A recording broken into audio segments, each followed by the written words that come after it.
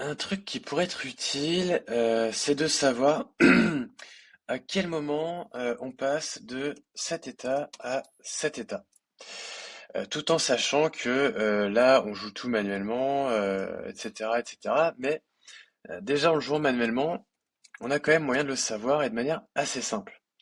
Finalement, ça revient un peu à savoir quand est-ce que le routeur outlet est utilisé ou pas.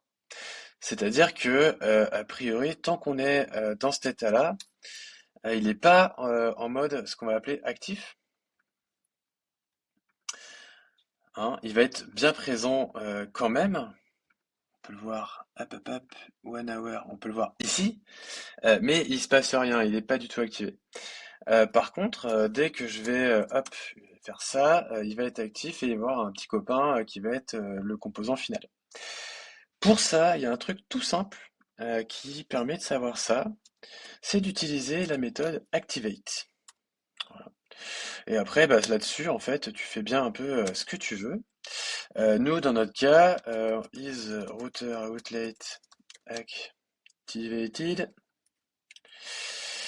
On va faire un signal de false parce que par défaut, il ne l'est pas. En tout cas, pas qu'on sache. Hop, c'est un writable signal de boolean. Et ce qu'on veut, du coup, c'est qu'à partir du moment où il est activé, on va set cette valeur à true. Voilà. Et on va afficher ça gentiment ici.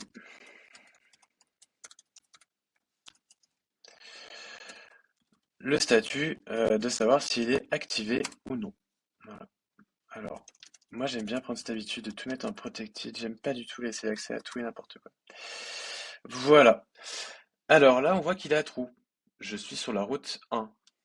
Si je reviens à l'état initial, en fait, qui est quand j'arrive sur le composant 1 hour, on voit que le routeur de tête n'est pas activé. Et que par contre, dès que je vais charger une route en dessous, on voit que là, on passe à trou. Quelle que soit cette route d'ailleurs, ça ne change pas. Il est bien actif. Voilà, donc ça, c'est un petit tips, pas cher, c'est cadeau, pour savoir quand le routeur outlet, il est actuellement utilisé. On voit que ça prend 2 lignes de code, hein, globalement. Pour savoir s'il est actif ou non. Il existe la même chose avec le deactivate. Du coup, là, on pourrait dire qu'on le repasse à false, par exemple. Voilà. Tac, tac, tac. Et en fait, il faut savoir que à l'origine, ça te passe en fait l'instance du composant en fait qui est associé à la route courante. On va regarder ça après. Mais du coup, voilà. Donc si je joue un peu avec mes routes, là, je suis bien à true, je repasse à false, tout va bien. Euh, et donc si ce qu'on veut, c'est afficher euh, afficher hop, ce qui est rendu. Donc ça c'est un effect. Tac tac tac tac tac tac tac. 10. Tac. Alors nous du coup c'est pas du tout ça, hein. On va pas juste afficher si true ou false bazar, hein.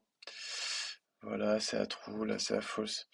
Nous ce qu'on veut, donc on va dire que c'est du unknown, on s'en fiche. C'est savoir ce qu'il y a dedans. Voilà.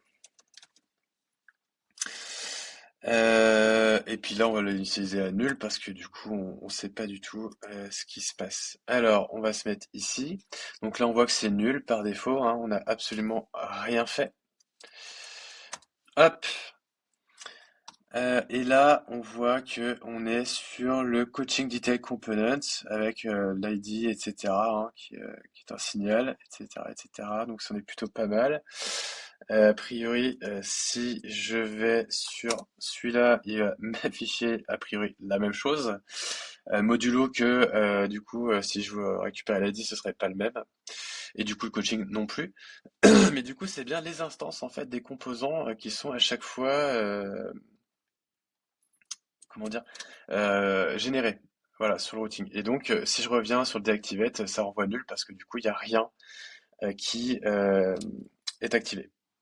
Voilà, donc j'espère que pour toi c'est plus facile et simple d'y voir clair sur ce truc-là. C'est un petit truc tout bête, mais voilà, ça permet potentiellement de faire des choses dans le composant parent pour savoir ce qui est affiché en dessous ou pas comme composant. Voilà, amuse-toi bien.